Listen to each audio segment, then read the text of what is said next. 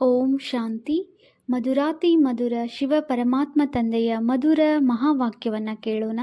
ಇಂದಿನ ಮುರಳಿಯ ದಿನಾಂಕವಾಗಿದೆ 25/6/2025. ಪ್ರಾತಃ ಮುರಳಿ ಬಾಪ್ತಾದ ಮಧುಬನ್. ಮಧುರ ಮಕ್ಕಳೇ, ತಂದೆಯು ನಿಮಗೆ ಹೊಸ ಪ್ರಪಂಚಕ್ಕಾಗಿ ರಾಜಯೋಗವನ್ನು ಕಲಿಸುತ್ತಿದ್ದಾರೆ. ಆದ್ದರಿಂದ ಈ ಹಳೆಯ ಪ್ರಪಂಚದ ವಿನಾಶವು ಅವಶ್ಯವಾಗಿ ಆಗುವುದಿದೆ. ಇಂದಿನ ಪ್ರಶ್ನೆಯಾಗಿದೆ, ಮನುಷ್ಯರಲ್ಲಿ ಯಾವ ಒಂದು ಒಳ್ಳೆಯ ಹವ್ಯಾಸವಾಗಿ ಬಿಟ್ಟಿದೆ, ಆದರೆ ಅದರಿಂದಲೂ ಏನೂ ಪ್ರಾಪ್ತಿಯಾಗುವುದಿಲ್ಲ? ಉತ್ತರ: ಮನುಷ್ಯರಲ್ಲಿ ಭಗವಂತನನ್ನು ನೆನಪು ಮಾಡುವುದು ಒಂದು ಹವ್ಯಾಸವಾಗಿ ಬಿಟ್ಟಿದೆ. ಯಾವುದೇ ಮಾತು ಬಂದಾಗ ಹೇ ಭಗವಂತ ಎಂದು ಹೇಳುತ್ತಾರೆ. ಶಿವಲಿಂಗವು ಸಮ್ಮುಖದಲ್ಲಿ ಬಂದು ಬಿಡುತ್ತದೆ, ಆದರೆ ಯಥಾರ್ಥ ಪರಿಚಯವಿಲ್ಲದ ಕಾರಣ ಪ್ರಾಪ್ತಿ ಏನೂ ಆಗುವುದಿಲ್ಲ. ಮತ್ತೆ ಸುಖ ದುಃಖವನ್ನು ಭಗವಂತನೇ ಕೊಡುತ್ತಾರೆಂದು ಹೇಳಿಬಿಡುತ್ತಾರೆ. ನೀವು ಮಕ್ಕಳು ಆ ರೀತಿ ಹೇಳುವುದಿಲ್ಲ. ಓಂ ಶಾಂತಿ. ತಂದೆಗೆ ರಚಯಿತನೆಂದು ಹೇಳಲಾಗುತ್ತದೆ. ಯಾವುದರ ರಚಯಿತ? ಹೊಸ ಪ್ರಪಂಚದ ರಚಯಿತ. ಹೊಸ ಪ್ರಪಂಚಕ್ಕೆ ಸ್ವರ್ಗ ಅಥವಾ ಸುಖಧಾಮವೆಂದು ಹೇಳಲಾಗುತ್ತದೆ. ಹೆಸರನ್ನು ಹೇಳುತ್ತಾರೆ, ಆದರೆ ತಿಳಿದುಕೊಂಡಿಲ್ಲ. ಕೃಷ್ಣನ ಮಂದಿರಕ್ಕೂ ಸುಖಧಾಮವೆಂದು ಕರೆಯಲಾಗುತ್ತದೆ, ಆದರೆ ಅದು ಚಿಕ್ಕ ಮಂದಿರವಾಯಿತು. ಕೃಷ್ಣನು ವಿಶ್ವದ ಮಾಲೀಕನಾಗಿದ್ದನು. ಬೇಹದ್ದಿನ ಮಾಲೀಕನನ್ನು ಹೇಗೆ ಹದ್ದಿನ ಮಾಲೀಕನನ್ನಾಗಿ ಮಾಡುತ್ತಾರೆ? ಕೃಷ್ಣನ ಅತಿ ಚಿಕ್ಕ ಮಂದಿರಕ್ಕೆ ಸುಖಧಾಮವೆಂದು ಹೇಳುತ್ತಾರೆ.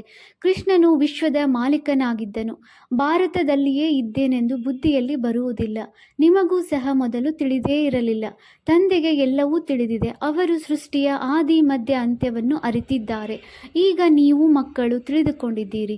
ಬ್ರಹ್ಮ, ವಿಷ್ಣು, ಶಂಕರ ಯಾರೆಂಬುದು ಪ್ರಪಂಚದಲ್ಲಿ ಯಾರಿಗೂ ತಿಳಿದಿಲ್ಲ.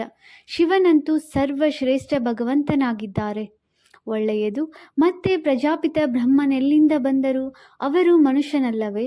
ಪ್ರಜಾಪಿತ ಬ್ರಹ್ಮನಿಂದ ಬ್ರಾಹ್ಮಣರ ಜನ್ಮವಾಗಬೇಕಾದರೆ ಅವರು ಇಲ್ಲಿಯೇ ಬೇಕಲ್ಲವೇ? ಪ್ರಜಾಪಿತನೆಂದರೆ ಮುಖದಿಂದ ದತ್ತು ಮಾಡಿಕೊಳ್ಳುವವರು. ನೀವು ಮುಖವಂಶಾವಳಿಗಳಾಗಿದ್ದೀರಿ. ಹೇಗೆ ಬ್ರಹ್ಮನನ್ನು ತಂದೆಯು ತನ್ನವರನ್ನಾಗಿ ಮಾಡಿಕೊಂಡು ಮುಖವಂಶಾವಳಿಯನ್ನಾಗಿ ಮಾಡಿಕೊಂಡಿದ್ದಾರೆ ಎಂಬುದನ್ನು ನೀವು ತಿಳಿದುಕೊಂಡಿದ್ದೀರಿ. ಇವರಲ್ಲಿ ಪ್ರವೇಶ ಮಾಡಿ ಹೇಳಿದರು, ಇವರು ನನ್ನ ಮಗನೂ ಆಗಿದ್ದಾರೆ. ಬ್ರಹ್ಮನೆಂದು ಹೆಸರು ಹೇಗೆ ಬಂದಿತು? ಹೇಗೆ ಜನ್ಮವಾಯಿತು? ಇದು ನಿಮಗೆ ತಿಳಿದಿದೆ. ಮತ್ಯಾರೂ ಇದನ್ನು ತಿಳಿದುಕೊಂಡಿಲ್ಲ. ಪರಮಪಿತ ಪರಮಾತ್ಮನು ಶ್ರೇಷ್ಠಾತಿ ಶ್ರೇಷ್ಠನೆಂದು ಕೇವಲ ಮಹಿಮೆಯನ್ನು ಮಾಡುತ್ತಾರೆ, ಆದರೆ ಅವರು ಸರ್ವಶ್ರೇಷ್ಠ ತಂದೆಯಾಗಿದ್ದಾರೆ. ನಾವೆಲ್ಲ ಆತ್ಮಗಳ ತಂದೆಯಾಗಿದ್ದಾರೆ. ಅವರು ಬಿಂದು ರೂಪದಲ್ಲಿದ್ದಾರೆ. ಅವರಲ್ಲಿ ಸೃಷ್ಟಿಯ ಆದಿ ಮಧ್ಯ ಅಂತ್ಯದ ಜ್ಞಾನವಿದೆ ಎಂದು ಯಾರ ಬುದ್ಧಿಯಲ್ಲಿಯೂ ಬರುವುದಿಲ್ಲ. ನಿಮಗೀಗ ಈ ಜ್ಞಾನವಿದೆ. ಮೊದಲು ಈ ಜ್ಞಾನವಿರಲಿಲ್ಲ. ಬ್ರಹ್ಮ, ವಿಷ್ಣು, ಶಂಕರನೆಂದು ಕೇವಲ ಮನುಷ್ಯರು ಹೇಳುತ್ತಾರೆ, ಆದರೆ ಏನನ್ನೂ ಅರಿತುಕೊಂಡಿಲ್ಲ. ಆದ್ದರಿಂದ ಅವರಿಗೆ ತಿಳಿಸಿಕೊಡಬೇಕಾಗಿದೆ. ನೀವೀಗ ಬುದ್ಧಿವಂತರಾಗಿದ್ದೀರಿ. ತಂದೆಯು ಜ್ಞಾನ ಸಾಗರನಾಗಿದ್ದಾರೆ. ಅವರು ನಮಗೆ ಜ್ಞಾನವನ್ನು ತಿಳಿಸುತ್ತಾರೆ, ಓದಿಸುತ್ತಾರೆ ಎಂಬುದು ನಿಮಗೆ ಅರಿವಾಗಿದೆ. ಈ ರಾಜಯೋಗವು ಸತ್ಯಯುಗ ಹೊಸ ಪ್ರಪಂಚಕ್ಕಾಗಿ ಇದೆ. ಅಂದ ಮೇಲೆ ಅವಶ್ಯವಾಗಿ ಹಳೆಯ ಪ್ರಪಂಚದ ವಿನಾಶವಾಗಬೇಕು. ಅದಕ್ಕಾಗಿ ಈ ಮಹಾಭಾರತ ಯುದ್ಧವಿದೆ. ಅರ್ಧಕಲ್ಪದಿಂದ ನೀವು ಭಕ್ತಿ ಮಾರ್ಗದ ಶಾಸ್ತ್ರಗಳನ್ನು ಓದುತ್ತಾ ಬಂದಿದ್ದೀರಿ. ಈಗಂತೂ ಡೈರೆಕ್ಟ್ ತಂದೆಯಿಂದ ಕೇಳುತ್ತೀರಿ. ತಂದೆಯು ಕುಳಿತು ಯಾವುದೇ ಶಾಸ್ತ್ರಗಳನ್ನು ಹೇಳುವುದಿಲ್ಲ. ಜಪ ತಪ ಮಾಡುವುದು, ಶಾಸ್ತ್ರಗಳನ್ನು ಓದುವುದು ಎಲ್ಲವೂ ಭಕ್ತಿಯಾಗಿದೆ. ಈಗ ಭಕ್ತರಿಗೆ ಭಕ್ತಿಯ ಫಲವೂ ಬೇಕು, ಏಕೆಂದರೆ ಅವರು ಭಗವಂತನೊಂದಿಗೆ ಮಿಲನ ಮಾಡುವುದಕ್ಕಾಗಿಯೇ ಇಷ್ಟೊಂದು ಪರಿಶ್ರಮ ಪಡುತ್ತಾರೆ. ಆದರೆ ಜ್ಞಾನದಿಂದಲೇ ಸದ್ಗತಿಯಾಗುವುದು. ಜ್ಞಾನ ಮತ್ತು ಭಕ್ತಿ ಒಟ್ಟಿಗೆ ನಡೆಯಲು ಸಾಧ್ಯವಿಲ್ಲ. ಈಗ ಭಕ್ತಿಯ ರಾಜ್ಯವಾಗಿದೆ. ಎಲ್ಲರೂ ಭಕ್ತರಾಗಿದ್ದಾರೆ. ಪ್ರತಿಯೊಬ್ಬರ ಮುಖದಿಂದ ಓ ಭಗವಂತ ಎಂದು ಅವಶ್ಯವಾಗಿ ಹೊರಬರುತ್ತದೆ. ನಿಮಗೆ ತಿಳಿದಿದೆ, ಆ ತಂದೆಯೇ ತನ್ನ ಪರಿಚಯ ನೀಡಿದ್ದಾರೆ. ನಾನು ಚಿಕ್ಕ ಬಿಂದುವಾಗಿದ್ದೇನೆ. ನನ್ನನ್ನೇ ಜ್ಞಾನ ಸಾಗರನೆಂದು ಹೇಳುತ್ತಾರೆ. ನಾನು ಬಿಂದುವಿನಲ್ಲಿ ಪೂರ್ಣ ಜ್ಞಾನವು ಅಡಕವಾಗಿದೆ. ಆತ್ಮದಲ್ಲಿಯೇ ಜ್ಞಾನವಿರುತ್ತದೆ. ಅವರನ್ನೇ ಪರಮಪಿತ ಪರಮಾತ್ಮನೆಂದು ಕರೆಯಲಾಗುತ್ತದೆ.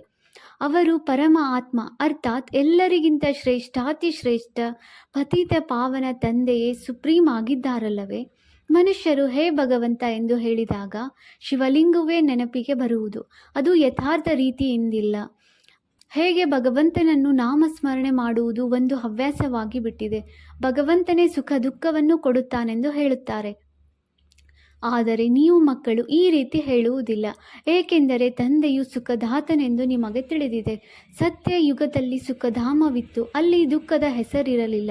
ಕಲಿಯುಗದಲ್ಲಿ ದುಃಖವಿದೆ, ಇಲ್ಲಿ ಸುಖದ ಹೆಸರೇ ಇಲ್ಲ. ಶ್ರೇಷ್ಠಾತಿ ಶ್ರೇಷ್ಠ ಭಗವಂತನೇ ಸರ್ವ ಆತ್ಮಗಳ ತಂದೆಯಾಗಿದ್ದಾರೆ. ಆತ್ಮಗಳಿಗೆ ಒಬ್ಬರು ತಂದೆ ಇದ್ದಾರೆ ಎಂಬುದೂ ಸಹ ಯಾರಿಗೂ ತಿಳಿದಿಲ್ಲ. ನಾವೆಲ್ಲರೂ ಸಹೋದರರೆಂದು ಹೇಳುತ್ತಾರಂದ ಮೇಲೆ ಅವಶ್ಯವಾಗಿ ಎಲ್ಲರೂ ಒಬ್ಬ ತಂದೆಯ ಮಕ್ಕಳಾದರಲ್ಲವೇ? ಅವರು ಸರ್ವವ್ಯಾಪಿಯಾಗಿದ್ದಾರೆ, ನನ್ನಲ್ಲಿಯೂ ಇದ್ದಾರೆ, ನಿನ್ನಲ್ಲಿಯೂ ಇದ್ದಾರೆಂದು ಕೆಲವರು ಹೇಳಿಬಿಟ್ಟಿದ್ದಾರೆ. ಅರೆ, ನೀವಂತೂ ಆತ್ಮರಾಗಿದ್ದೀರಿ, ಇದು ನಿಮ್ಮ ಶರೀರವಾಗಿದೆ. ಮತ್ತೆ ಮೂರನೆಯ ವಸ್ತುವಿರಲು ಹೇಗೆ ಸಾಧ್ಯ? ಅದಕ್ಕೆ ಪರಮಾತ್ಮನೆಂದು ಹೇಳುವಿರೇನು? ಜೀವಾತ್ಮನೆಂದು ಹೇಳಲಾಗುತ್ತದೆ, ಜೀವ ಪರಮಾತ್ಮನೆಂದು ಹೇಳುವುದಿಲ್ಲ. ಅಂದಾಗ ಪರಮಾತ್ಮನು ಸರ್ವವ್ಯಾಪಿಯಾಗಲು ಹೇಗೆ ಸಾಧ್ಯ? ತಂದೆಯು ಸರ್ವವ್ಯಾಪಿಯಾಗಿದ್ದಾರೆ, ವಿಶ್ವ ಪಿತೃತ್ವವಾಗಿ ಬಿಡುತ್ತದೆ. ಎಲ್ಲರೂ ತಂದೆಯರಾದರೆ ತಂದೆಯಿಂದ ತಂದೆಗೆ ಆಸ್ತಿಯು ಸಿಗುವುದೇ? ತಂದೆಯಿಂದ ಮಕ್ಕಳಿಗೆ ಆಸ್ತಿಯು ಸಿಗುತ್ತದೆ. ಎಲ್ಲರೂ ತಂದೆಯರಾಗಲು ಹೇಗೆ ಸಾಧ್ಯ? ಇಷ್ಟು ಚಿಕ್ಕ ಮಾತು ಸಹ ಯಾರಿಗೂ ಅರ್ಥವಾಗುವುದಿಲ್ಲ. ಆದ್ದರಿಂದಲೇ ತಂದೆಯು ತಿಳಿಸುತ್ತಾರೆ, ಮಕ್ಕಳೇ, ನಾನು ಇಂದಿಗೆ 5,000 ವರ್ಷಗಳ ಮೊದಲೂ ಸಹ ನಿಮ್ಮನ್ನು ಎಷ್ಟು ಬುದ್ಧಿವಂತರನ್ನಾಗಿ ಮಾಡಿದ್ದೇನು. ನೀವು ಸದಾ ಆರೋಗ್ಯವಂತರು, ಐಶ್ವರ್ಯವಂತರು, ಬುದ್ಧಿವಂತರಾಗಿದ್ದೀರಿ. ಇವರಿಗಿಂತ ಹೆಚ್ಚಿನ ಬುದ್ಧಿವಂತರು ಮತ್ಯಾರೂ ಇರುವುದಿಲ್ಲ. ನಿಮಗೀಗ ಯಾವ ತಿಳುವಳಿಕೆ ಸಿಗುವುದೋ ಅದು ಮತ್ತೆ ಅಲ್ಲಿರುವುದಿಲ್ಲ. ನಾವು ಪುನಃ ಕೆಳಗಿಳಿಯುತ್ತೇವೆ ಎಂಬುದು ಅಲ್ಲಿ ತಿಳಿದಿರುತ್ತದೆಯೇ? ಒಂದು ವೇಳೆ ಇದು ತಿಳಿದಿದ್ದರೆ ಅದು ಸುಖದ ಭಾಸವಾಗುವುದಿಲ್ಲ.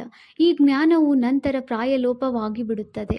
ಈ ನಾಟಕದ ಜ್ಞಾನವು ಕೇವಲ ಈಗಲೇ ನಿಮ್ಮ ಬುದ್ಧಿಯಲ್ಲಿದೆ. ಬ್ರಾಹ್ಮಣರೇ ಅಧಿಕಾರಿಗಳಾಗಿರುತ್ತಾರೆ. ನಾವೀಗ ಬ್ರಾಹ್ಮಣ ವರ್ಣದವರಾಗಿದ್ದೇವೆಂದು ನಿಮಗೆ ತಿಳಿದಿದೆ. ಬ್ರಾಹ್ಮಣರಿಗೆ ತಂದೆಯು ಜ್ಞಾನವನ್ನು ತಿಳಿಸುತ್ತಾರೆ, ಮತ್ತೆ ಬ್ರಾಹ್ಮಣರು ಎಲ್ಲರಿಗೂ ತಿಳಿಸುತ್ತಾರೆ. ಗಾಯನವೂ ಇದೆ. ಭಗವಂತನು ಬಂದು ಸ್ವರ್ಗದ ಸ್ಥಾಪನೆ ಮಾಡಿದ್ದರು, ರಾಜಯೋಗವನ್ನೂ ಕಲಿಸಿದ್ದರು. ನೋಡಿ, ಕೃಷ್ಣ ಜಯಂತಿಯನ್ನು ಆಚರಿಸುತ್ತಾರೆ. ಕೃಷ್ಣನು ವೈಕುಂಠದ ಮಾಲೀಕನಾಗಿದ್ದರೆಂದು ತಿಳಿಯುತ್ತಾರೆ, ಆದರೆ ಅವರು ವಿಶ್ವದ ಮಾಲೀಕನಾಗಿದ್ದನೆಂದು ಬುದ್ಧಿಯಲ್ಲಿ ಬರುವುದಿಲ್ಲ. ಕೃಷ್ಣನ ರಾಜ್ಯವಿದ್ದಾಗ ಮತ್ಯಾವುದೇ ಧರ್ಮವಿರಲಿಲ್ಲ.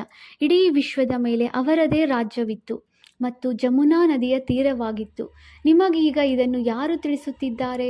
ಭಗವಾನ್ ವಾಚ್. ಬಾಕಿ ಯಾವುದೆಲ್ಲ ವೇದ, ಶಾಸ್ತ್ರ ಮೊದಲಾದವುಗಳನ್ನು ತಿಳಿಸುವರೋ ಅವೆಲ್ಲವೂ ಭಕ್ತಿ ಮಾರ್ಗದ್ದಾಗಿದೆ. ಇಲ್ಲಂತೂ ನಿಮಗೆ ಸ್ವಯಂ ಭಗವಂತನೇ ತಿಳಿಸುತ್ತಿದ್ದಾರೆ. ಇದರಿಂದ ನಾವು ಪುರುಷೋತ್ತಮರಾಗುತ್ತಿದ್ದೇವೆಂದು ನಿಮಗೆ ಅರ್ಥವಾಗಿದೆ. ನಾವು ಶಾಂತಿಧಾಮ ನಿವಾಸಿಗಳಾಗಿದ್ದೇವೆ. ನಂತರ ನಾವು ಬಂದು 21 ಜನ್ಮಗಳ ಪ್ರಾರಬ್ಧವನ್ನು ಭೋಗಿಸುತ್ತೇವೆಂದು ನಿಮ್ಮ ಬುದ್ಧಿಯಲ್ಲಿದೆ. ನೀವು ಮಕ್ಕಳಿಗೆ ಆಂತರ್ಯದಲ್ಲಿ ಖುಷಿಯಿಂದ ಗದ್ಗದಿತವಾಗಬೇಕಾಗಿದೆ. ಬೇಹದ್ದಿನ ತಂದೆಯಾದ ಶಿವ ತಂದೆಯು ನಮಗೆ ಓದಿಸುತ್ತಿದ್ದಾರೆ. ಅವರು ಜ್ಞಾನ ಸಾಗರನೂ ಆಗಿದ್ದಾರೆ. ಸೃಷ್ಟಿಯ ಆದಿ ಮಧ್ಯ ಅಂತ್ಯವನ್ನೂ ತಿಳಿದುಕೊಂಡಿದ್ದಾರೆ. ಇಂತಹ ತಂದೆಯು ನಮಗಾಗಿ ಬಂದಿದ್ದಾರೆಂದರೆ ಖುಷಿಯಲ್ಲಿ ಉತ್ಸಾಹ ಬರುತ್ತದೆ. ತಂದೆಗೆ ಹೇಳುತ್ತಾರೆ, ಬಾಬಾ, ನಾವು ತಮ್ಮನ್ನು ನಮ್ಮ ವಾರಸುದಾರನಾಗಿ ಮಾಡಿಕೊಂಡಿದ್ದೇವೆ. ತಂದೆಯು ಮಕ್ಕಳ ಮೇಲೆ ಬಲಿಹಾರಿಯಾಗುತ್ತಾರೆ. ಮತ್ತೆ ಮಕ್ಕಳು ಹೇಳುತ್ತೀರಿ, ಬಾಬಾ, ತಾವು ಬರುತ್ತೀರೆಂದರೆ ನಾವು ತಮಗೆ ಬಲಿಹಾರಿಯಾಗುತ್ತೇವೆ, ಅರ್ಥಾತ್ ತಮ್ಮನ್ನು ಮಗುವನ್ನಾಗಿ ಮಾಡಿಕೊಳ್ಳುತ್ತೇವೆ. ತಂದೆಯನ್ನು ವಾರಸುದಾರನಾಗಿ ಹೇಗೆ ಮಾಡಿಕೊಳ್ಳುತ್ತೀರಿ? ಇದು ಗುಹ್ಯ ಮಾತಾಗಿದೆ. ತಮ್ಮ ಸರ್ವಸ್ವವನ್ನು ತಂದೆಗೆ ಸಫಲ ಮಾಡುವುದು ಬುದ್ಧಿಯ ಕೆಲಸವಾಗಿದೆ. ಈ ಕೆಲಸವನ್ನು ಬಡವರು ಬಹಳ ಬೇಗನೆ ಮಾಡುತ್ತಾರೆ, ಸಾಹುಕಾರರು ಪರಿಶ್ರಮದಿಂದ ಮಾಡುತ್ತಾರೆ. ಎಲ್ಲಿಯವರೆಗೆ ಜ್ಞಾನವನ್ನು ಸಂಪೂರ್ಣ ಅರಿತುಕೊಳ್ಳುವುದಿಲ್ಲವೋ ಅಲ್ಲಿಯವರೆಗೆ ಅಷ್ಟು ಸಾಹಸವನ್ನಿಡುವುದಿಲ್ಲ. ಬಡವರಂತೂ ಬಹುಬೇಗನೆ ಹೇಳುತ್ತಾರೆ, ಬಾಬಾ, ನಾವಂತೂ ನಮ್ಮ ವಾರಸುದಾರನನ್ನಾಗಿ ಮಾಡಿಕೊಳ್ಳುತ್ತೇವೆ. ನಮ್ಮ ಬಳಿ ಇರುವುದಾದರೂ ಏನು? ವಾರಸುದಾರನನ್ನಾಗಿ ಮಾಡಿಕೊಂಡ ಮೇಲೆ ತಮ್ಮ ಶರೀರ ನಿರ್ವಹಣೆಯನ್ನು ಮಾಡಬೇಕಾಗಿದೆ. ಕೇವಲ ಗೃಹಸ್ಥದಲ್ಲಿ ನಿಮಿತ್ತರೆಂದು ತಿಳಿದು ಇರಬೇಕಾಗಿದೆ. ತಂದೆಯು ಬಹಳಷ್ಟು ಯುಕ್ತಿಗಳನ್ನು ತಿಳಿಸುತ್ತಾರೆ. ತಂದೆಯು ಇಷ್ಟನ್ನೇ ನೋಡುತ್ತಾರೆ, ಯಾವುದೇ ಪಾಪ ಕರ್ಮಗಳಲ್ಲಿ ಹಣವನ್ನು ವ್ಯರ್ಥ ಮಾಡುತ್ತಿಲ್ಲವೇ? ಮನುಷ್ಯರನ್ನು ಪುಣ್ಯಾತ್ಮರನ್ನಾಗಿ ಮಾಡುವುದರಲ್ಲಿ ಹಣವನ್ನು ತೊಡಗಿಸುತ್ತಾರೆಯೇ? ನಿಯಮದನುಸಾರವಾಗಿ ಸೇವೆ ಮಾಡುತ್ತಿದ್ದಾರೆಯೇ? ಇದನ್ನು ಪರಿಶೀಲನೆ ಮಾಡಿ ನಂತರ ಎಲ್ಲ ಸಲಹೆಗಳನ್ನು ಕೊಡುತ್ತಾರೆ. ಈ ಬ್ರಹ್ಮಾರವರು ಸಹ ವ್ಯಾಪಾರದಲ್ಲಿ ಈಶ್ವರಾರ್ಥವಾಗಿ ಹಣವನ್ನು ತೆಗೆಯುತ್ತಿದ್ದರಲ್ಲವೇ? ಅದಂತೂ ಪರೋಕ್ಷವಾಗಿತ್ತು. ಈಗಂತೂ ತಂದೆಯು ಪ್ರತ್ಯಕ್ಷದಲ್ಲಿ ಬಂದಿದ್ದಾರೆ. ನಾವು ಏನೆಲ್ಲವನ್ನು ಮಾಡುತ್ತೇವೆಯೋ ಅದರ ಫಲವನ್ನು ಈಶ್ವರನು ಇನ್ನೊಂದು ಜನ್ಮದಲ್ಲಿ ಕೊಡುವರೆಂದು ಮನುಷ್ಯರು ತಿಳಿಯುತ್ತಾರೆ. ಯಾರಾದರೂ ಬಹಳ ಬಡವರು ಆಗಿದ್ದರೆ ಇವರು ಅಂತಹ ಕರ್ಮವನ್ನು ಮಾಡಿದ್ದಾರೆ ಎಂದು ತಿಳಿಯುತ್ತಾರೆ. ಒಳ್ಳೆಯ ಕರ್ಮವನ್ನು ಮಾಡಿದ್ದಾರೆ, ಆದ್ದರಿಂದ ಸುಖಿಯಾಗಿದ್ದಾರೆಂದು ಹೇಳುತ್ತಾರೆ. ತಂದೆಯು ನೀವು ಮಕ್ಕಳಿಗೆ ಕರ್ಮಗಳ ಗುಹ್ಯಗತೆಯನ್ನು ತಿಳಿಸುತ್ತಾರೆ. ರಾವಣ ರಾಜ್ಯದಲ್ಲಿ ನಿಮ್ಮ ಎಲ್ಲ ಕರ್ಮಗಳು ವಿಕರ್ಮಗಳೇ ಆಗುತ್ತವೆ. ಸತ್ಯಯುಗದಲ್ಲಿ ಮತ್ತು ತ್ರೇತಾಯುಗದಲ್ಲಿ ರಾವಣನೇ ಇರುವುದಿಲ್ಲ. ಆದ್ದರಿಂದ ಅಲ್ಲಿ ಯಾವುದೇ ಕರ್ಮವು ವಿಕರ್ಮವಾಗುವುದಿಲ್ಲ. ಇಲ್ಲಿ ಯಾರು ಒಳ್ಳೆಯ ಕರ್ಮ ಮಾಡಿದರೆ ಅವರಿಗೆ ಅಲ್ಪ ಕಾಲಕ್ಕಾಗಿ ಸುಖವು ಸಿಗುವುದು. ಆದರೂ ಸಹ ಯಾವುದಾದರೊಂದು ರೋಗ ಏರುಪೇರುಗಳು ಇದ್ದೇ ಇರುತ್ತವೆ, ಏಕೆಂದರೆ ಅಲ್ಪ ಕಾಲದ ಸುಖವಾಗಿದೆ. ಈಗ ತಂದೆಯು ತಿಳಿಸುತ್ತಾರೆ, ಈ ರಾವಣ ರಾಜ್ಯವೇ ಸಮಾಪ್ತಿಯಾಗುವುದಿದೆ. ರಾಮರಾಜ್ಯವನ್ನು ತಂದೆಯೇ ಸ್ಥಾಪನೆ ಮಾಡುತ್ತಿದ್ದಾರೆ. ಈ ಚಕ್ರವು ಹೇಗೆ ಸುತ್ತುತ್ತದೆ ಎಂಬುದು ನಿಮಗೆ ತಿಳಿದಿದೆ. ಭಾರತವೇ ಮತ್ತೆ ಬಡ ರಾಷ್ಟ್ರವಾಗುತ್ತದೆ. ಭಾರತವು ಇಂದಿಗೆ 5,000 ವರ್ಷಗಳ ಮೊದಲು ಸ್ವರ್ಗವಾಗಿತ್ತು. ಈ ಲಕ್ಷ್ಮೀನಾರಾಯಣರ ರಾಜ್ಯವಿತ್ತು. ಮೊದಲು ಇವರ ರಾಜ್ಯಭಾರವೂ ನಡೆಯಿತು. ರಾಜಕುಮಾರನಾದ ಶ್ರೀಕೃಷ್ಣನು ಸ್ವಯಂವರದ ನಂತರ ರಾಜನಾದನು. ನಾರಾಯಣನೆಂದು ಹೆಸರು ಬಂದಿತು. ಇದನ್ನು ನೀವೀಗ ತಿಳಿದುಕೊಂಡಿದ್ದೀರಿ. ಆದ್ದರಿಂದ ನಿಮಗೆ ಆಶ್ಚರ್ಯವೆನಿಸುತ್ತದೆ, ಬಾಬಾ ತಾವು ಇಡೀ ರಚಯಿತ ಮತ್ತು ರಚನೆಯ ಜ್ಞಾನವನ್ನು ತಿಳಿಸುತ್ತೀರಿ. ತಾವು ನಮಗೆ ಎಷ್ಟು ಶ್ರೇಷ್ಠ ವಿದ್ಯೆಯನ್ನು ಓದಿಸುತ್ತೀರಿ. ನಾನು ನಿಮಗೆ ಬಲಿಹಾರಿಯಾಗುವೆನು. ನಾವಂತೂ ಒಬ್ಬ ತಂದೆಯ ವಿನಃ ಮತ್ಯಾರನ್ನೂ ನೆನಪು ಮಾಡುವುದಿಲ್ಲ. ಅಂತ್ಯದವರೆಗೂ ಓದಬೇಕಾಗಿದೆ ಅಂದ ಮೇಲೆ ಶಿಕ್ಷಕನನ್ನು ನೆನಪು ಮಾಡಬೇಕಾಗಿದೆ. ಶಾಲೆಯಲ್ಲಿ ಶಿಕ್ಷಕರನ್ನು ನೆನಪು ಮಾಡುತ್ತಾರಲ್ಲವೇ? ಆ ಶಾಲೆಗಳಲ್ಲಾದರೆ ಎಷ್ಟೊಂದು ಮಂದಿ ಶಿಕ್ಷಕರಿರುತ್ತಾರೆ. ಪ್ರತಿಯೊಂದು ದರ್ಜೆಯ ಶಿಕ್ಷಕರು ಬೇರೆ ಬೇರೆ ಇರುತ್ತಾರೆ. ಇಲ್ಲಂತೂ ಒಬ್ಬರೇ ಶಿಕ್ಷಕನಾಗಿದ್ದಾರೆ. ಎಷ್ಟೊಂದು ಪ್ರಿಯವಾದ ಶಿಕ್ಷಕನಾಗಿದ್ದಾರೆ, ಪ್ರಿಯವಾದ ತಂದೆಯಾಗಿದ್ದಾರೆ. ಮೊದಲು ಭಕ್ತಿ ಮಾರ್ಗದಲ್ಲಿ ಅಂಧಶ್ರದ್ಧೆಯಿಂದ ನೆನಪು ಮಾಡುತ್ತಿದ್ದೆವು. ಈಗಂತೂ ಡೈರೆಕ್ಟ್ ತಂದೆಯೇ ಓದಿಸುತ್ತಾರೆ ಅಂದ ಮೇಲೆ ಎಷ್ಟೊಂದು ಖುಷಿ ಇರಬೇಕು. ಆದರೆ ಬಾಬಾ ಮರೆತು ಹೋಗುತ್ತೇವೆ ಎಂದು ಹೇಳುತ್ತಾರೆ. ಆಗ ನಮ್ಮ ಬುದ್ಧಿಯು ತಮ್ಮನ್ನು ಏಕೆ ನೆನಪು ಮಾಡುವುದಿಲ್ಲವೋ ಗೊತ್ತಿಲ್ಲ. ಈಶ್ವರನ ಗತಿ ಮತವು ಭಿನ್ನವೆಂದು ಹಾಡುತ್ತಾರೆ. ಬಾಬಾ ತಮ್ಮ ಗತಿ ಮತ್ತು ಸದ್ಗತಿಯ ಮತವು ಬಹಳ ವಿಚಿತ್ರವಾಗಿದೆ. ಇಂತಹ ತಂದೆಯನ್ನು ನೆನಪು ಮಾಡಬೇಕಲ್ಲವೇ? ಸ್ತ್ರೀಯು ತನ್ನ ಪತಿಯನ್ನು ಗುಣಗಾನ ಮಾಡುತ್ತಾಳಲ್ಲವೇ? ನನ್ನ ಪತಿಯು ಬಹಳ ಒಳ್ಳೆಯವರು, ಅವರದು ಇಷ್ಟೊಂದು ಸಂಪತ್ತಿದೆ ಎಂದು ಹೇಳಿ ಒಳಗೆ ಖುಷಿ ಇರುತ್ತದೆಯಲ್ಲವೇ? ಇಲ್ಲಂತೂ ತಂದೆಯು ಪತಿಯರಿಗೂ ಪತಿ, ತಂದೆಯರ ತಂದೆಯಾಗಿದ್ದಾರೆ. ಇವರಿಂದ ನಮಗೆ ಎಷ್ಟೊಂದು ಸುಖವೂ ಸಿಗುತ್ತದೆ, ಏಕೆಂದರೆ ವಿದ್ಯೆಯಿಂದ ಸಂಪಾದನೆಯಾಗುತ್ತದೆ. ವಾನಪ್ರಸ್ಥದಲ್ಲಿಯೂ ಗುರುಗಳನ್ನು ಮಾಡಿಕೊಳ್ಳಲಾಗುತ್ತದೆ. ತಂದೆಯೂ ಸಹ ಹೇಳುತ್ತಾರೆ, ನಾನು ವಾನಪ್ರಸ್ಥದಲ್ಲಿ ಬಂದಿದ್ದೇನೆ. ಇವರು ವಾನಪ್ರಸ್ಥಿ, ನಾನು ವಾನಪ್ರಸ್ಥಿಯಾಗಿದ್ದೇನೆ. ನನ್ನ ಮಕ್ಕಳೆಲ್ಲರೂ ವಾನಪ್ರಸ್ಥಿಗಳಾಗಿದ್ದಾರೆ. ತಂದೆ, ಶಿಕ್ಷಕ, ಗುರು ಮೂವರು ಒಟ್ಟಿಗೆ ಇದ್ದಾರೆ. ತಂದೆಯು ಶಿಕ್ಷಕನೂ ಆಗುತ್ತಾರೆ, ಮತ್ತೆ ಗುರುವಾಗಿ ಜೊತೆಯಲ್ಲಿ ಕರೆದುಕೊಂಡು ಹೋಗುತ್ತಾರೆ. ಆ ಒಬ್ಬ ತಂದೆಯದೇ ಮಹಿಮೆಯಾಗಿದೆ. ಈ ಮಾತುಗಳು ಮತ್ಯಾವುದೇ ಶಾಸ್ತ್ರಗಳಲ್ಲಿಲ್ಲ. ತಂದೆಯು ಪ್ರತಿಯೊಂದು ಮಾತನ್ನು ಚೆನ್ನಾಗಿ ತಿಳಿಸಿಕೊಡುತ್ತಾರೆ. ಇದಕ್ಕಿಂತ ಶ್ರೇಷ್ಠ ಜ್ಞಾನವು ಮತ್ಯಾವುದೂ ಇಲ್ಲ ಮತ್ತು ಅದನ್ನು ತಿಳಿದುಕೊಳ್ಳುವ ಅವಶ್ಯಕತೆಯೂ ಇರುವುದಿಲ್ಲ. ನಾವು ಎಲ್ಲವನ್ನರಿತು ವಿಶ್ವದ ಮಾಲೀಕರಾಗುತ್ತೇವೆ. ಮತ್ತೇನನ್ನು ಮಾಡುತ್ತೇವೆ? ಇದು ಮಕ್ಕಳ ಬುದ್ಧಿಯಲ್ಲಿರಲಿ. ಆಗ ಖುಷಿ ಮತ್ತು ಅದೇ ನೆನಪಿನಲ್ಲಿರುತ್ತೀರಿ. ಪುಣ್ಯಾತ್ಮರಾಗಲು ಖಂಡಿತವಾಗಿ ನೆನಪಿನಲ್ಲಿರಬೇಕು. ನಿಮ್ಮ ಯೋಗವನ್ನು ಕತ್ತರಿಸುವುದು ಮಾಯೆಯ ಧರ್ಮವಾಗಿದೆ. ಯೋಗದಲ್ಲಿಯೇ ಮಾಯೆಯು ವಿಘ್ನಗಳನ್ನು ಹಾಕುತ್ತದೆ. ಆಗ ನೀವು ಮರೆತು ಹೋಗುತ್ತೀರಿ. ಮಾಯೆಯ ಬಹಳಷ್ಟು ಬಿರುಗಾಳಿಗಳು ಬರುತ್ತವೆ. ಇದು ಸಹ ನಾಟಕದಲ್ಲಿ ನಿಗದಿಯಾಗಿದೆ. ಎಲ್ಲರಿಗಿಂತ ಮೊದಲು ಇವರು ಬ್ರಹ್ಮ ತಂದೆಯವರು ಇದ್ದಾರೆ. ಆದ್ದರಿಂದ ಮೊದಲು ಈ ಮಾಯೆಯ ಬಿರುಗಾಳಿಗಳು ಬಹಳಷ್ಟು ಬರುತ್ತವೆ. ಬ್ರಹ್ಮನಿಗೂ ಬರುತ್ತವೆ, ನಿಮಗೂ ಬರುತ್ತವೆ.